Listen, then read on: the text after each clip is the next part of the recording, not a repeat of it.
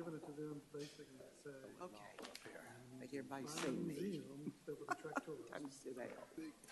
You don't want Bobby to speak? Oh, is that him? That's him. Yeah, okay. Okay. Well, I'll probably not do that. Consideration.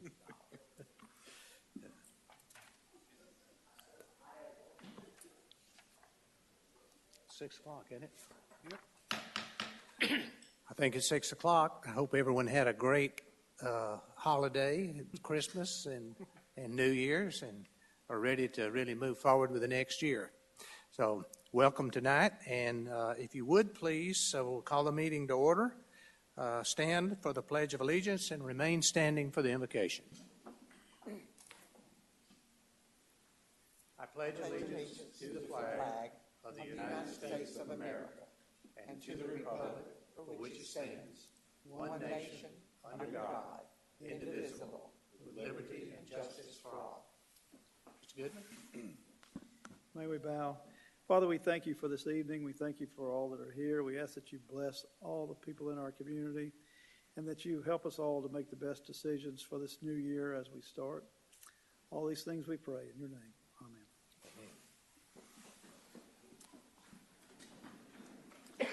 First item on the agenda is public hearing and discussion of the Planning Commission recommendation for Unified Development Code amendments that we have talked about on a number of occasions. So, Mr. Patton. Thank you, Mr. Mayor, council members. Yes, City Council, staff, Planning Commission has discussed these proposed UDC amendments extensively. This is a public hearing. One thing that staff would note that was brought to staff's attention within the proposed storage facility regulations at 104.03.23, item H4, black powder and smokeless powder. Someone with fire inspections recommended the City Council consider amending this to say black powder and smokeless propellants instead of smokeless powder.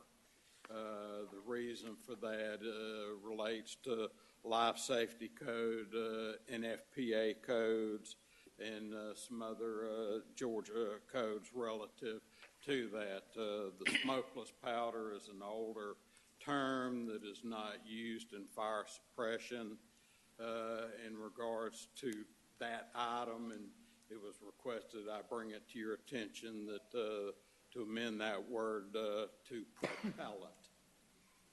Other than that, I'll answer any questions that council has at the end of the public hearing. That was in addition to what we have here tonight, right? Correct. That's not in this agenda. That is correct. Okay. The storage amendment is within the UDC, but it was not the language City Council saw had black powder and smokeless powder. Okay. Which is the current ordinance. That's the way it already says. So that's making an additional change to the existing ordinance. Okay. All right. But the public hearing tonight is on the proposed amendments that are included in the agenda. Yes, okay. So I will open the public hearing, and if there's anyone who would like to make comments regarding the proposed amendments, please come forward. Mr. Weaver.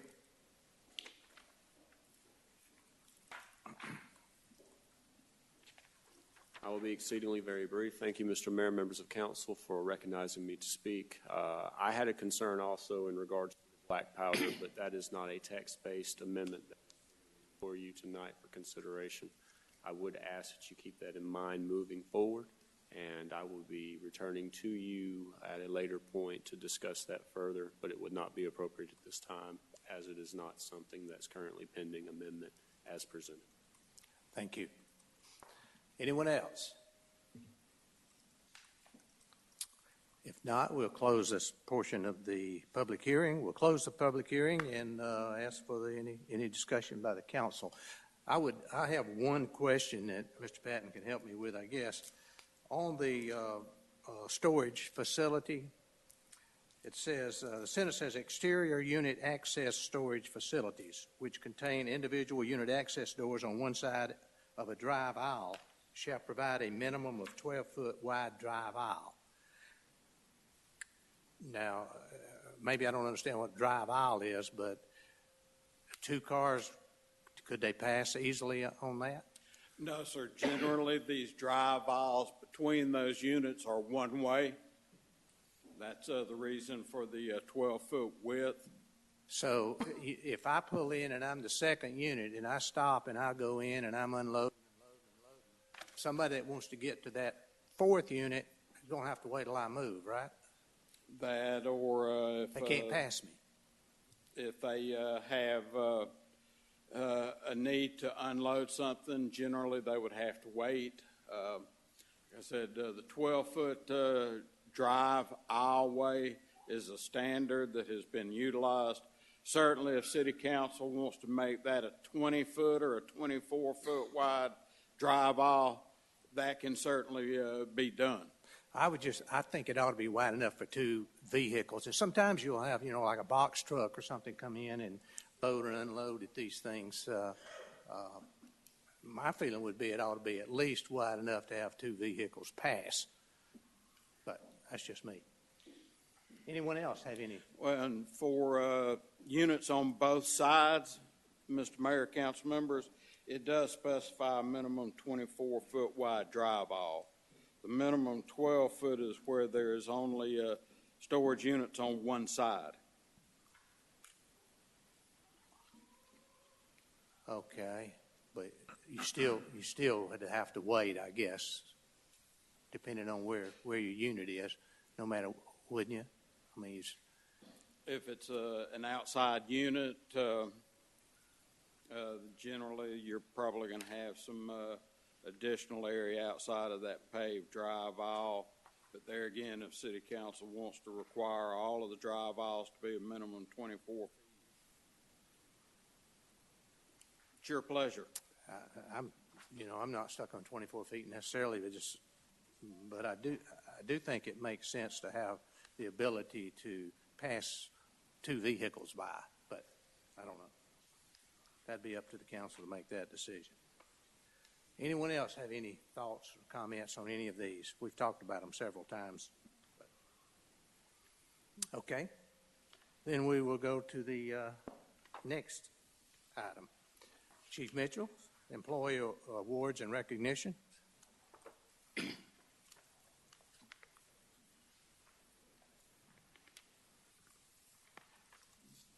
Thank you, Mr. Mayor, Council, City Manager. If I can have the following employees step forward, Sergeant Jesse Hamilton, Detective Kyle Smith, you step forward and face the audience. Officer Luis Salas, do it in front of the table, guys. I'm sorry. Detective Oscar Haslu and Triple Har and Records Clerk Ashton White. If you can stand up, face the audience. Earlier this year, but it is 2019. I've been doing that all day. December 7th, 2018, the following employees here recognized during our annual awards program and received some awards for their high performance, their outstanding performance for 2018. Sergeant Jesse Hamilton, he received the Supervisor of the Year. Detective Kyle Smith received Officer of the Year. Rookie of the Year was Officer Luis Salas. We have 2 awards that were given out, formerly the Chiefs Award, but we now call them, and I'm sure you've seen our creed on our Facebook, and is the Attitude of Service, Mindset of Community, and Heart of Protection Awards were awarded to Detective Oscar Haslu and Officer Tanya Cruz, who's not here this evening. Our Chief Explorer, we have rank in our Explorer program as we do in the Police Department. Chief Explorer Award went to Chief Explorer Triple Har, and the Explorer of the Year was Records Clerk Ashton White. There are many deserved employees of these awards at the police department because we have very hardworking men and women that serve But again, I just wanted to bring these employees before you for the performance in 2018 and for what they've accomplished. So congratulations.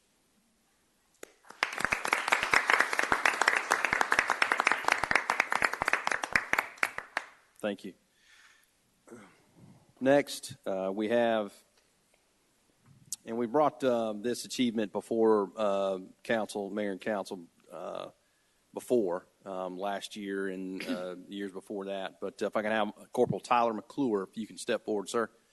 Corporal Jose Soto also went through and achieved this training certificate, but he was unable to make it this evening. Corporal McClure last year went through roughly 120-hour training, leadership training through the FBI Law Enforcement Executive Development Association, which in short is LEDA. He went through Supervisory Leadership Institute, a Command Leadership Institute, and Executive Institute program. Just kind of give you a few of the topics that they touch in the training, which, again, very important leadership training for someone coming up in leadership. Personality diagnostics, leadership case studies, mentoring, developing your people, performance management, risk management, and credibility, to name a few.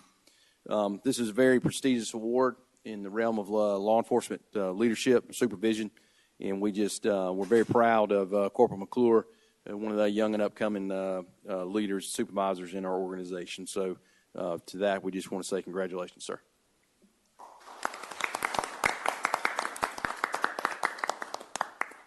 Last but not least, if I can have Deputy Chief Steve Merrifield step forward. The Deputy Chief last year and a half went down to Columbus State University and attended the Law Enforcement Command College, where just recently he walked and received his master's degree. Just to name a couple of things about what the Command College is it's again in association with the Columbus State University, and it provides a program of study that goes beyond what's currently available in public safety, executive management, and development courses, where he again received his graduate degree, and for that we congratulate him and thank him for his service there. So congratulations, sir.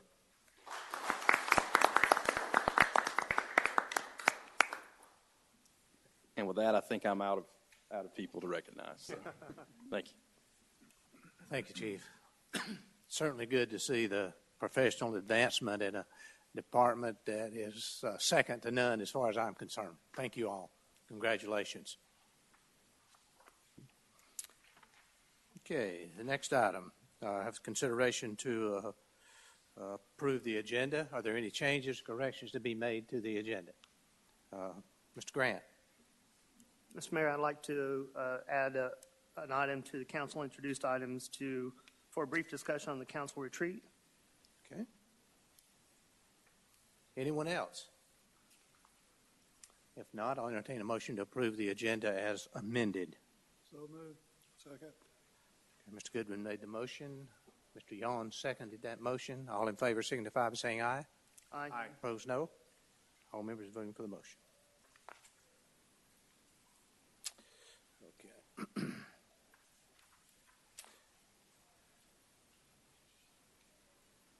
Okay, with the next item will be the financials. The minutes will be approved, I guess, at the following meeting. Okay. The acknowledgement of the financial statements for November.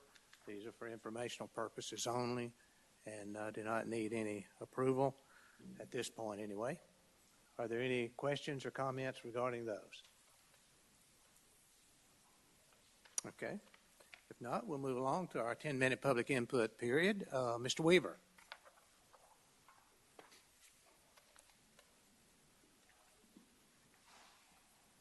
Thank you, Mr. Mayor, for recognizing me to speak on second occasion. As many of you here are aware, my name is Thomas Weaver. I reside at 131 Old Marietta Road here in Canton, Georgia. First, I'd like to submit comment in regards to a sign that's I noticed the other day at the old City Hall building, which is currently being renovated for the police department. The sign clearly says council, chambers, and municipal court, and I think that may cause some confusion with residents, and I would ask that the city's administration consider the appropriateness of giving that sign a second look. to see whether or not that sign can be moved here, because it does suggest that you guys are still located, the city hall is still there. So that's something that I saw, and I just thought that I would share that. Now, I trust that you probably are aware of that, but seeing as how that building is being renovated, I thought it would be appropriate to bring that to your attention. And secondly, the comment that I had placed earlier in regards to the black powder, is being submitted to you only as comment, and I'm not trying to suggest that what the city is doing is anything that's not kosher. Just a concern that I have with the whole black powder and storage units is that black powder can be used as a propellant for antiques, and specifically antique firearms. And I sent a mass email to you. In fact, I believe that all of you must have received it. I was curious as to whether or not the state, in changing some of the rules and laws regarding fireworks and regarding what we've talked about over the years and what I've been concerned about, and also with some of the state language that says that up to 50 pounds of black powder is exempt from regulation as an explosive, and it's not deemed an explosive as a lawful use. I was curious as to whether or not that would intervene in some of the language where you require the lessees of those units as part of your Unified Development Code to agree not to use the unit for black powder. And my concern is kind of similar in regards to the language that should be used based on meeting that state code requirement, as your community development director had stated earlier. But at the same time, my concern also kind of takes that angle. And I'm not trying to suggest or try to pull at drawstrings. That I'm just saying that could maybe occur. And for me, that's something that I noticed. I'm not as familiar with your Unified Development Code, in all sincerity, as I am with the ordinances. But because you did vote over the past month to give this greater transparency to citizens to provide for both comment and hearing when and where appropriate, I wanted to share that with you, and for that to be in your minds a forefront when you move under the new business, to consider that on your first reading. Thank you. Thank you. Okay. Under new business, discussion of 2019 election resolutions setting qualifying fees and dates. That is in your as attachment 11A in your agenda. And basically what I'll just read the resolution, and this will be acted on and voted on the 17th of January. We really don't have a lot of choice, because this is the way the law is. But it says, now therefore be it resolved and ordained by the mayor and council of the city of Canton, Georgia, that whereas terms for Ward 1 council seat, Ward 2 council seat, Ward 3 council seat, and mayoral seat expire on December 31st, 2019, thereby requiring a municipal general election to be held on November the 5th, 2019, at Cherokee County election precincts serving the residents of the city of Canton to fill these positions. Whereas qualifying will be held at City Hall located at 110 Academy Street, Canton, Georgia, 30114. Specific dates and hours are as follows. Monday, August the 19th, 2019, from 8:30 a.m. to 5 p.m. Tuesday, August the 20th, 2019, 8 a.m. to 5 p.m. And Wednesday, August 21, 2019, 8 a.m. to 12 noon. So there's 2.5 days there. So if you think about running, you got 2.5 days there to do it, and about 8 months to think about it. Whereas the non-refundable qualifying fee shall be 3% of the total annual salary of these positions, or $360 for council members and $540 for mayor. And whereas the City Council has an intergovernmental agreement with Cherokee County Board of Elections and Registration to conduct municipal elections. This agreement sets forth the election duties of the city clerk and the supervisor of Cherokee County Elections and Registration. And whereas the voter registration deadline for the November 5th, 2019 election and possible runoff election is October the 7th, 2019. And whereas early voting will begin 21 days prior to the date of the election, and can be done by mail or in person at the Cherokee County Elections and Registration Office in Canton, or in person during the week of advanced voting. Additional advanced voting locations may be announced. Resolved this 17th day of January 2019. Okay. Item B, under new business, discussion of the Planning Commission recommendation for Unified Code Development Code amendments. I think we sort of talked about that a little bit. Did anyone have any additional? Have anything additional? Mr. Mayor, council members, I did want to bring to your attention, Mr. Weaver did bring some concerns relative to the item that I talked about with Yes. the possible word change.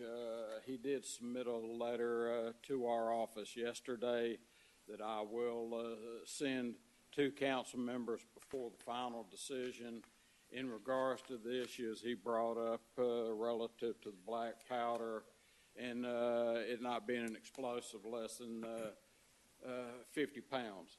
The OCGA code sections that Mr. Weaver cited are relative to personal property.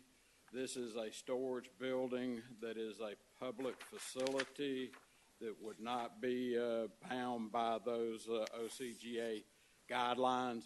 Again, if City Council does want to make changes, certainly do that. But I did want to point out that this code section of the state law that Mr. Weaver was referring to does address, comes out of crimes and offenses, damage to an intrusion upon property. And then the exceptions are commercially manufactured black powder less than 50 pounds, but there again, it's personal, private. A storage facility is not personal nor private. It is a public facility, and it is guided by different state rules and regulations, such as the Life Safety Code, National Fire, NFPA 495, and there's also State of Georgia OCGA code sections that regulate storage as well. Okay. Any comments, questions? Mr. Grant? I just want to thank Ken and his team for a great job, and council for the hard work in going through these. I know that there are some other items that we had planned to review. Mr. Patton, can you, for the UDC, I think there's still some outstanding items. Do you know how many approximately we still need to review, or this does it? In the attachments that should be in your packet, all of the language changes that came out of the work session meeting that council suggested should be reflected in red text. I think staff has addressed everything that council wanted addressed with all of the proposed UDC text amendments. Okay. Are there any other, items in the UDC that we've yet to discuss, or? Yes, sir. There are some other items that staff's working on that we did briefly discuss at the work session back in December. Okay. We will coordinate with the city manager, bringing those towards city council on out into this year. Okay, sounds good. Thank you. Anyone else? Comments on this? So, Mr. Dyer, the wording that Mr. Patton had mentioned regarding the powder, is that just adding a word? No. Or does it change anything, really? It is changing. The existing ordinance says black powder and Smokeless powder. smokeless powder. The current term for smokeless powder is smokeless propellant. Okay, So it's just updating the terminology. so that is prohibited. Yes. Yes, Okay. it's In included. storage warehouses now. Correct. It's already prohibited to have black powder and smokeless powder in storage facilities now. Okay, And then as they were reviewing it, the codes don't talk about smokeless powder anymore. Yeah.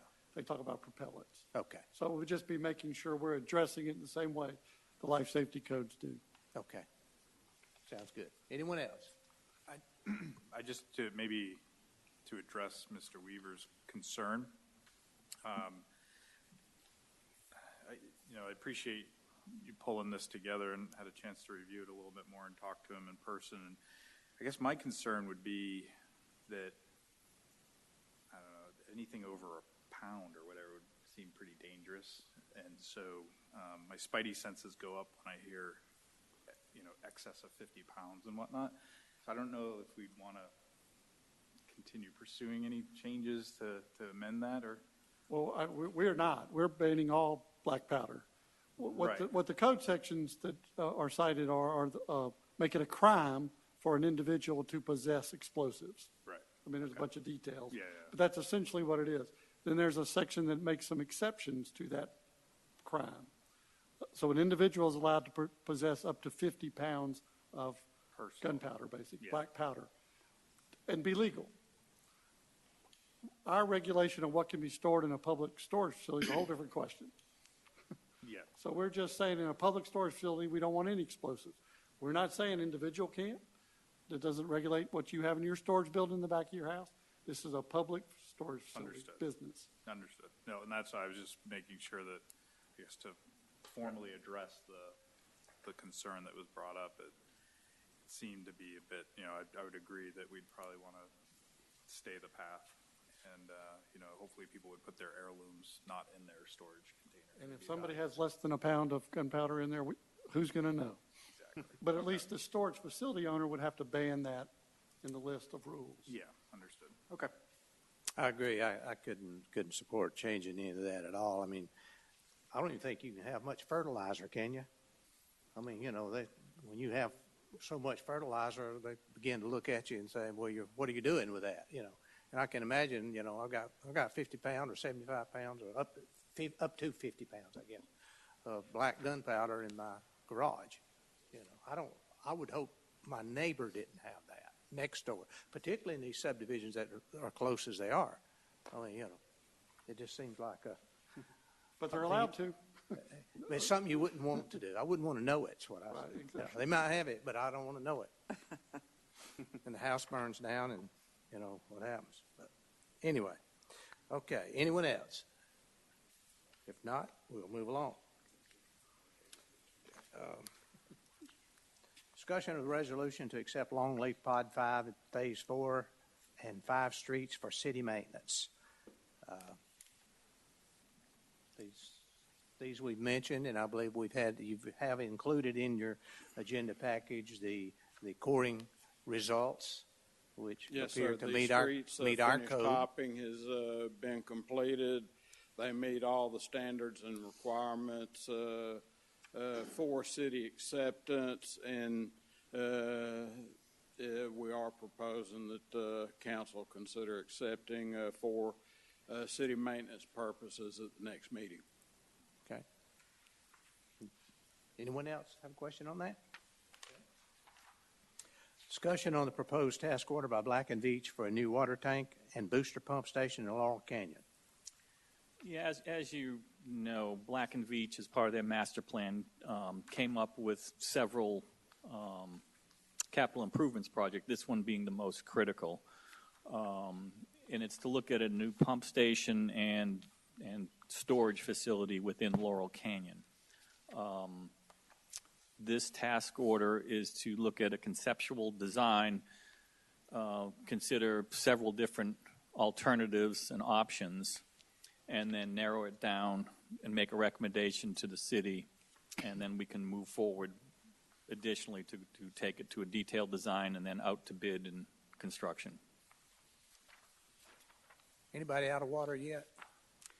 Not that I know of. No, I take that back. There was a period for about 30 minutes that there was someone told me this morning that there was. You mean recently? Yeah. Well, that Yeah. was because of a major line break, wasn't it, during the holidays? No, this was yesterday. There was, I don't know, there was calls for about 30 minutes that there was no pressure, no water, but it just I mean, UP went out, checked it, and then checked all the tank levels. Everything was up, and then all of a sudden it came back. So I'm not sure what happened, but there are areas that are going to be above that tank level that's in Great Sky, and that's what this is all about. And they're already putting individual booster pumps. There are on some homes that residential. they're putting individual I guess boosters. my concern would be on the surface, and that's probably wrong, but when you have infrastructural needs like that, do you require the developer to pay for it, or do you let the existing water customers pay for it? We've talked with the developer about land acquisitions for this project. We haven't really discussed details on who's going to pay for it. Okay. Well, it looks, never mind. Anyone else? Mr. Grant? I had a question, more procedural matter. It may or may not make a difference, but the agenda item says task order for a new water tank and booster pump station, but the task order is actually for the conceptual design study. Yeah, so I don't know if that matters, but I mean, I looked at the agenda item and I was expecting, to see the big number there. So, but well, it's engineering, so it's like, but even in the grand scheme of things, in their master plan, I think the total engineering was around $72,000 estimated. Construction will be about $750,000, assuming there's a 200,000 gallon tank. Well, my point is the agenda item references, the entire station and water tank, and this is just for the conceptual study. So I would wonder if the minutes should reflect that the agenda item need to be changed, and I probably should have brought that up in the agenda approval. But Just going forward, when we get to the voting meeting, we'll just change it to say for design of a. Okay, I can do that. And just bear in mind that once they complete this, we'll come back to take whatever the recommendation is to detailed design and bid documents. So what you're proposing now is really not the design of it. It's a conceptual design. Conceptual design. So let's say that. Yeah, let's you put So conceptual in there. Okay, I can do that. Okay. Anyone else have a question or comment on that? Okay, thank you. Item E, discussion of Iris Park Streetlight District.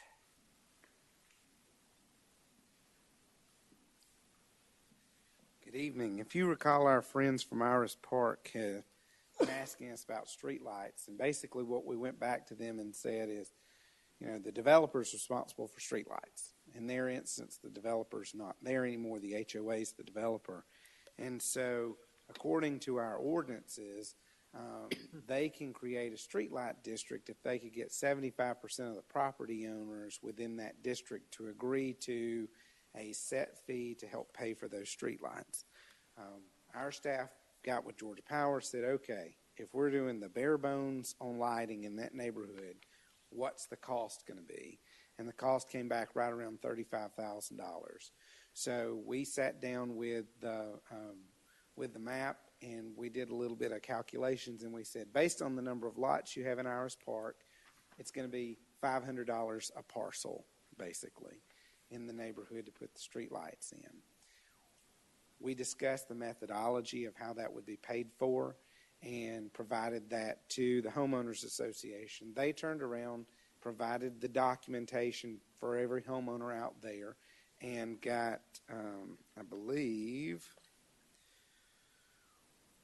we had 46 of the homeowners signed to approve, 12 of the occupants, so those are tenants, so they're units that somebody else is living in, and then there were 4 that were listed as other, or we believe it's a tenant, or maybe it could be a representative of a bank or what have you on that particular lot. So they met their threshold of what they needed signature-wise. So what we've done is we've prepared an ordinance back to council which would allow us with moving forward with a streetlight district. What we would do is we would set up a district in that particular neighborhood. Each property in that neighborhood would be assessed $500 fee for the streetlights. they can pay the $500 up front, or we will bill them once a year for the next 5 years $100 to pay off the street lights. If there's a change in home ownership during that 5-year period, whoever owns the parcel will be responsible for whatever the balance is remaining. But we will be able to recoup our funds on it. We would go ahead and spend the $35,000 and get Georgia Power to put the lights out. I don't have a date as to when they can get that project done, but we would do it immediately. And all of that, of course, is laid out in the ordinance that you have before you. What happens if they don't pay?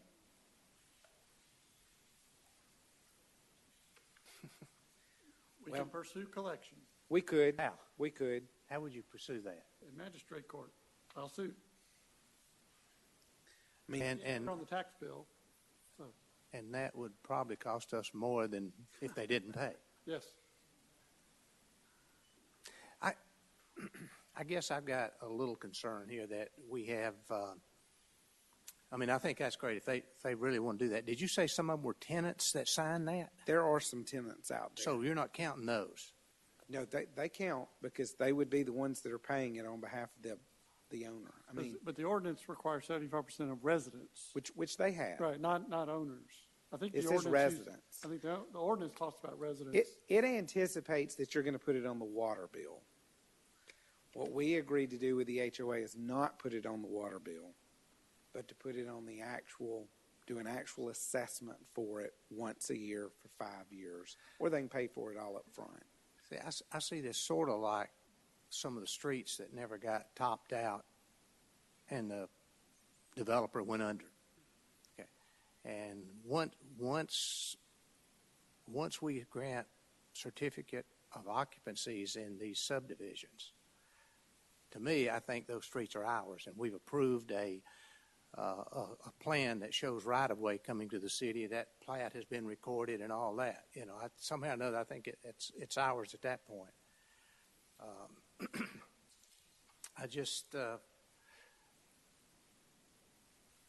I think that when we get nowadays a performance bond, that performance bond shouldn't just cover that pavement and curb. It should cover the street and sidewalk, whatever is required on that, within that right of way. Sure. And that's what we did on the second entrance in Laurel Canyon, I understand. for instance. Yeah, Yes. we're getting it right now. We're getting it right now. But it wasn't right at the time. But still, we failed to get the proper bonding that would have allowed the city to make the developer or the bond pay for those streetlights. So the question that I have to me is, since really we fell on that, shouldn't we just do that shouldn't we just pay that $35,000 for the city, put in those streetlights, and move forward just like we're doing some of the other streets and topping them out ourselves? Same general scenario to me. The difference is when this neighborhood was built, there wasn't a requirement that there be street lights in our standards. It just said if you are going to do street lights, you have to meet these following standards for footlights and what have you. Now we do have a requirement for street lights. It didn't exist back then. The other difference is the developer was kind of a little sneaky when they did the amendments and signed away the declarancy, because one of the amendments to the declarancy is that the homeowners association is now the developer. So they turned over all of those responsibilities to the homeowners association. In some of the other neighborhoods, you'll have another developer come in and take over that as the declarant. They're responsible for all of those pieces and parts in those areas that are being developed. In this situation, it fell back on the HOA according to the documents that they signed. What year was that? 06? 7? What was it? Our park, if I'm not mistaken, Mr. Mayor, got started in 05, maybe 04. Right. And there was no requirement for street lights at that point. In the regulations, I do not think that there was a specific requirement for streetlights. Man, that's almost hard to believe, isn't it? Wow. Do we have any other subdivisions that don't have street lights that were built during that time, Well, fairly new subdivision. So, for instance, when this first came up about the street lights, the number of street lights and what have you, Mr. Ingram and I rode around. We did some checks on Google Maps and things like that. I think Rose Ridge has a total of 8 lights in the entire neighborhood. And it's much bigger land-wise than Iris Park is. So, it was just kind of, at the time, how they were developed. They set their own standards, how many lights they were going to put in. I would be curious to know, was Rose Ridge paying, quite a few years ago, we were collecting $50, no, what was it? $35, $50, or whatever it was. No, it wasn't that much. It was a certain amount from each property owner. Oh, it was like $4.50 or something like that. $3.50. Was it $3.50? Okay. From each property owner every month to pay for the streetlights. Well, that didn't seem exactly fair because we had quite a few people who had streetlights in town that didn't pay anything. And so in this scenario, what we've said to them is, if you'll pay for the infrastructure for putting the lights in, we'll pay the electricity like we do on all of the street lights throughout the city, Yeah. Well, I agree. If that was not a requirement at the time to have streetlights, then, that bond scenario wouldn't hold water there. Right. Okay. So I'd agree with it. This is probably the way we want to go. And if there are any other subdivisions that, they could be offered the same situation. Absolutely. If we did make it, if we did bill it part of the water bill, it may be, is it more administratively difficult? Or if we did, would it ensure payment? I mean, could we turn the water off or not pay?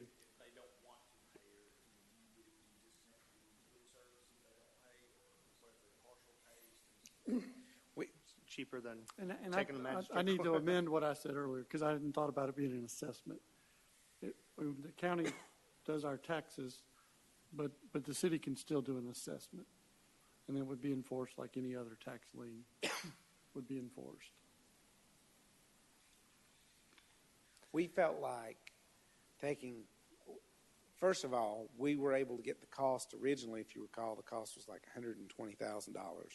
We got it down to $35,000, which we felt like was a much more manageable per parcel cost over a 5-year period.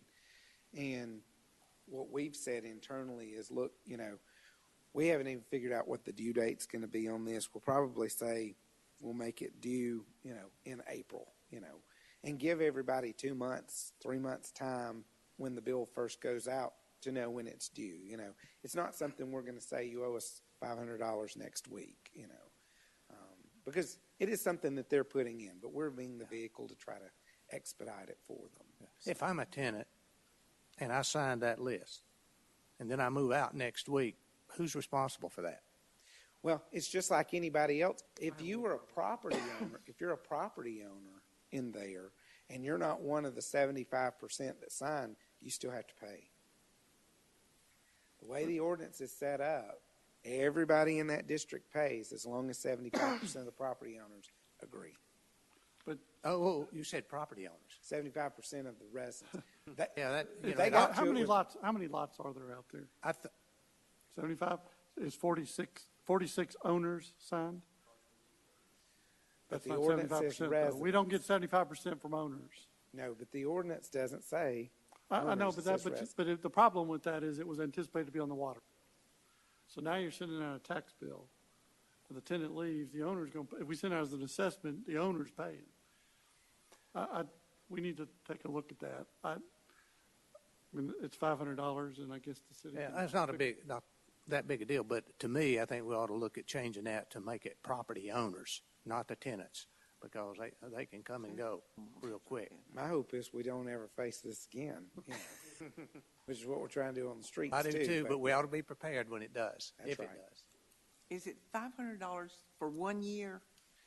So they can either pay $500 in total, or they can pay us at least $100 a year for 5 years, or they can do partial payments. If they want to come in and pay $250 So the total 1 year. amount is $500 per homeowner. So when an Iris Park resident comes into the city hall and they say, I need to pay on this, They can pay us any time. Okay. But they're going to owe us at least $100 a year for the next 5 years. Total 500.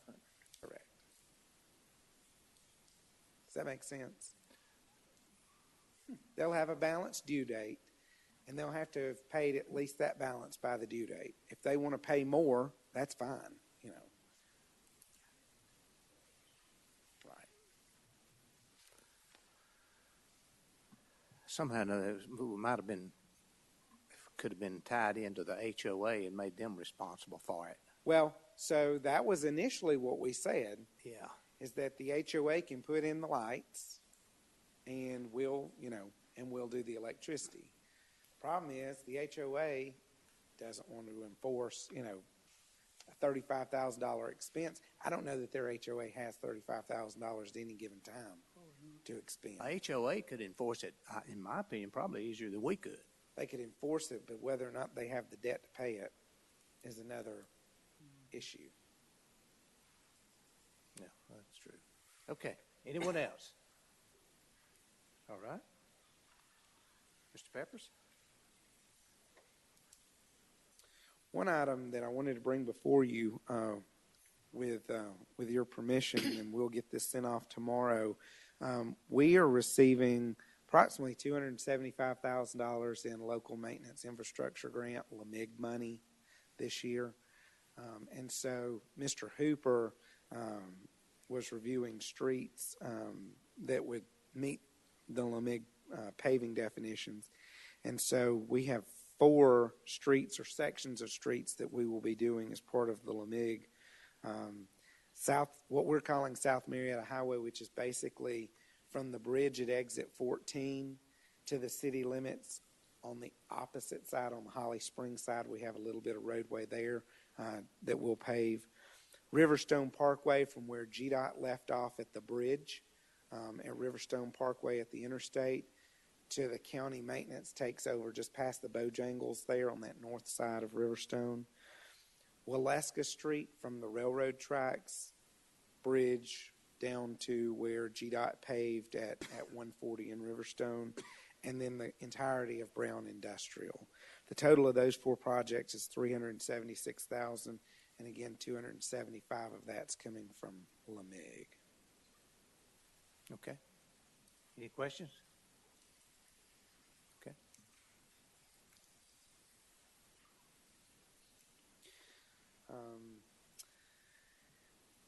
We had a sit-down meeting before the holidays with our good friends at Advanced Disposal. I'm sure everybody wants to hear an update on sanitation. We're getting through the holidays right now. One of the things that we reached an agreement with their district operations director, Walt Ritter, is to set up in the next couple of weeks a dual audit of the route. And so what we will do is we'll have a city staff member actually do a route around with one of their employees and follow the entire route, watching everything, making notes of accounts, making notes of what's out, making notes of what's picked up, making notes on anything that's missed, making sure our audited route looks like their audited route, and that we're all working off the same schedule, basically. They agreed that they felt like that was a good thing for us to do, so we could understand, why they didn't pick up at this particular location, or it wasn't out when it was picked up at that particular location. If we see a miss, again, we'll make the notes on that and try to handle it that way, so that we've got another set of eyes on the route moving forward. They'll probably do real good during that process. Pardon? They'll probably do real good during that process. I'm sure. But again, it just, we've got a list of. So here's what I should say. Once the recycling containers, the last batch of recycling containers went out, we of course get more phone calls. I need a recycling container. We understand that. It seems like we're not having issues in the neighborhoods in general. Big neighborhoods we're not having issues in.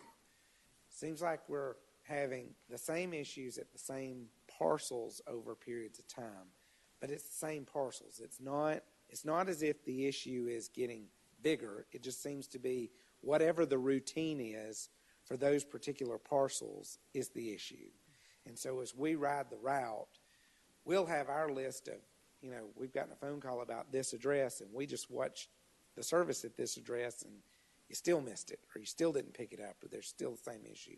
And so that's kind of the direction we're trying to take, is that it seems like the number of complaints are shrinking, but it's the frequency of those complaints that's concerning to us, because it seems to be the same person over and over again. Yes, sir.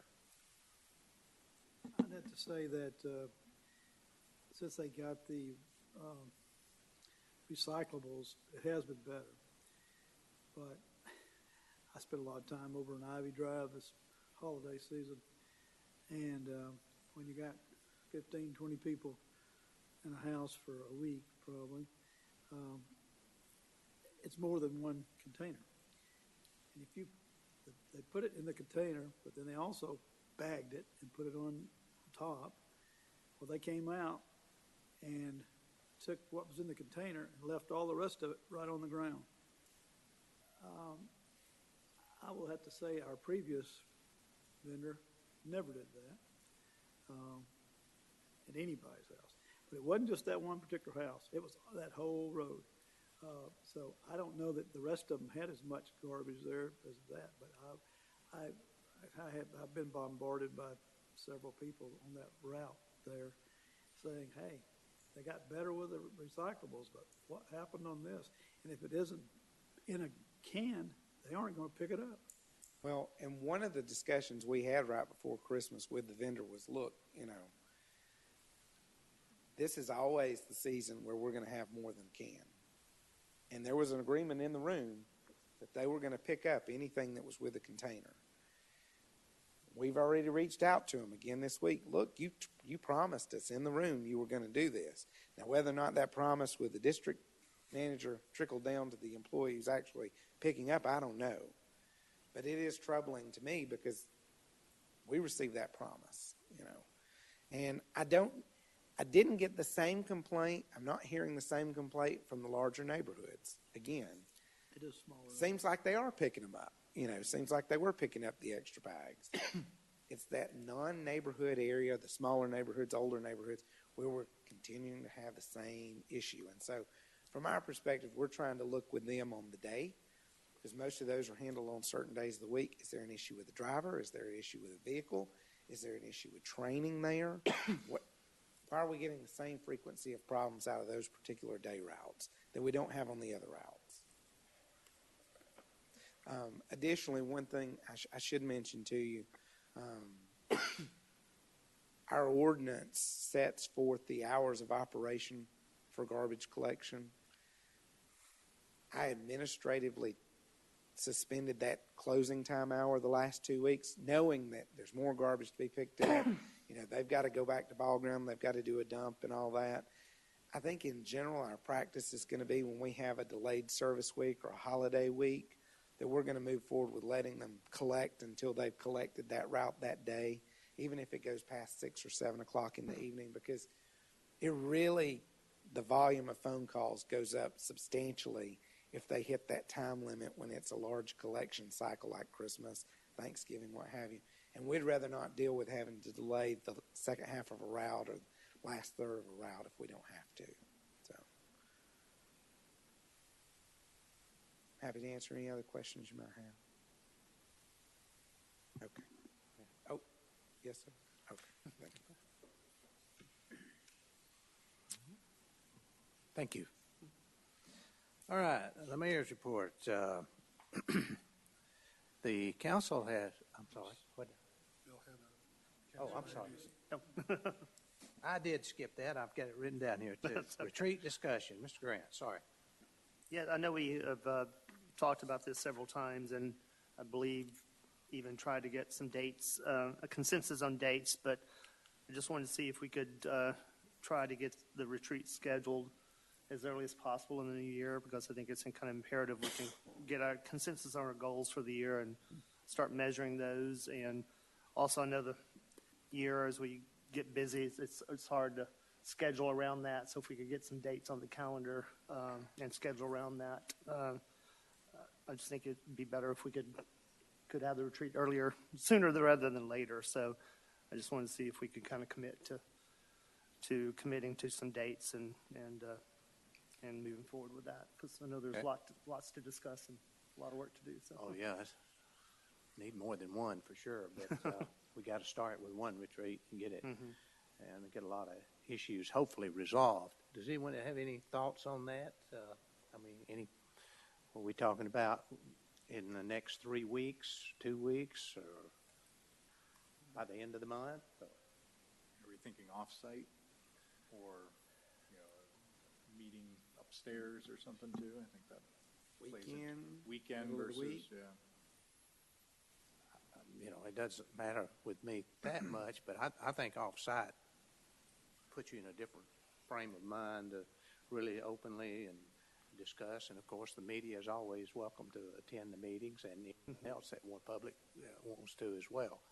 But yeah, I know it takes Offsite. takes a little while to put those together, but I'll definitely say no later than end of February. But again, sooner rather than later is best. And I think the mayor alluded to this. Even if we need to have more than one, I think we should consider that as an option. That sort of we don't only have to have one a year, but I know that the first one is we can get some big goals on the table and maybe review them halfway through the year or quarterly or whatever we need to do. So I think the retreats that we've experienced with the council, that I've experienced with the council, have been very, very productive. I think you have more time to sit and really discuss individual issues and try to reach some consensus. Everybody doesn't always agree, but and certainly won't. But if you can reach a consensus about those, it certainly helps you planning for the balance of the year, no doubt. So would you try to coordinate times and choices as to in-house or outside City Hall or whatever? See what the preferences are. Just kind of coordinate that, and then just let us know. Okay. Thank you. Anyone else?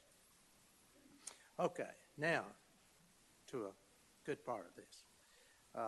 The city council, and along with the city manager, who did a lot of the legwork as far as getting the resumes and so forth in for our new city clerk. Lou left a couple months ago maybe now, and we've had someone filling in as the acting city clerk. We went through a process of reviewing many applications and resumes. We had a committee that met with a short list of those, and we have looked far and wide, and basically the council has been unanimous on the selection of someone who was in about or close at hand. And so it's my honor to nominate Annie Fortner to be our city clerk. And I suppose we could probably go ahead and make that selection tonight as far as the vote goes, which is not what we'd normally do, but I think we need to go ahead and move her into that position permanently and let her continue to do the kind of work she's been doing for us already, and even get better with more professional training and so forth. Okay? So you have a nomination. Do I have a second? A second. Okay. Okay, Mr. Grant made the second. All in favor signify by saying aye. Aye. Opposed, no. All members voting for the motion. Okay. Congratulations. We'll look forward to a lot of hard work out of you. You know that. One thing that I wanted to mention, I've mentioned to Billy briefly, and not any to the council, but I think it's something that I would like for us to consider and look at the cost benefits and so forth down the road. And this might be a topic that we might want to briefly spend a little bit of time with at a retreat. I have noticed, as most people have, that we are having a lot of pressure for apartments and this type multifamily residential. I think we should probably try to give home ownership a little bit of incentive, incentivize people to own their homes where they can, okay? By doing that, I think maybe, home ownership, generally people look after their place better, and you have good committed citizens. Not that you don't in apartments, but certainly apartments have a place. And we're going to have more and more apartments. Whether we particularly like apartments or not, we're going to have more coming into this city. And we're going to have a lot of multifamily. What I'm suggesting here briefly is just talking out loud more than anything, but I would like some feedback and from the council and think about this, is maybe granting a homestead exemption to our citizens who own and live in their house. Now, I would assume that would take a referendum, would it not? Yeah, and there is a special election already being held in March, and if this was something that we wanted to do, is to give, we have a lot of young couples get married. We want to welcome them into the city, and to give them a little bit of incentive to own that home. It's not a big incentive, and I don't think it would cost a tremendous amount of money. Is that they could at least have a homestead exemption, and we could say we welcome home ownership in our city. We know that quite honestly, we know that when you look at an apartment building, by and large within the city, the tax dollars per residential unit is only 25 to 35% of what a median priced home is in the city. So, we're going to recover some taxes by getting that home ownership, I think, but yet we'd be giving them somewhat of a break. And that's just a thought that I had, and, I'm not committed to that 100%, but I think it's something that maybe we could talk about in the near future. So, Mayor, are you Yes, ma'am. talking about putting that on, that we discussed putting that on the March? Yeah, there would be a decision the residents would make, the voters would make, Right. actually. And, So we could put that on without a legislative approval. Oh, no, that's what I told Bobby. I think it might well take the legislative delegation to introduce the bill to call for that referendum. Maybe. I'll look at that. If it does, we have time to do that. Well, so we're going to discuss it at our next meeting and decide if we want him to follow through, or you're going to Well, ask? I would like for him to look it up and find out what it would take anyway. I think, the special election, as we learned with the Right, brunch bill, right. has some time limits. So it And would give them time to introduce that and get it passed before March. Well, if it requires the legislature, I don't think it's happening for the March election.